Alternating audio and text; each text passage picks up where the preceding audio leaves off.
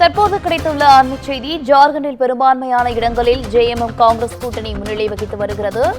கூடுதல் விவரங்களோடு இணைகிறார் செய்தியாளர் காவியா. வணக்கம் காவியா, விவரங்கள் என்ன? வணக்கம். ஜார்க்கண்டில் காங்கிரஸ் மற்றும் பாஜக இடையே கடும் போட்டி நிலவி வந்த நிலையில் தற்போது ஜார்க்கண்டில் பெரும்பான்மை இடங்களில் ஜேஎம் காங்கிரஸ் கூட்டணி முன்னிலை வைத்து வருவதாக அறிவிக்கப்பட்டிருக்கிறது.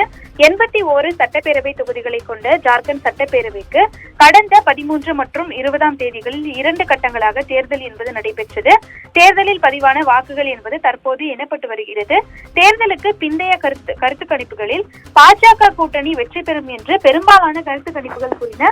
இதனால் தொடர்ந்து பல்வேறு எதிர்பார்ப்புகளுக்கு மத்தியில் இன்று காலை 8 மணிக்கு வாக்கு எண்ணும் பணியானது தொடங்கி நடைபெற்று வருகிறது.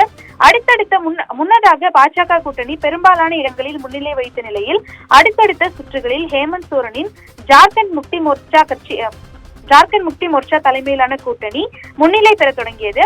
தொடர்ந்து பாஜக கூட்டணி முன்னிலை பெற்றுள்ளதாக முன்னதாக தெரிவிக்கப்பட்டிருந்த போதும் தற்போது அங்கு நிலவரம் என்பது தற்போது மாறி இருக்கிறது.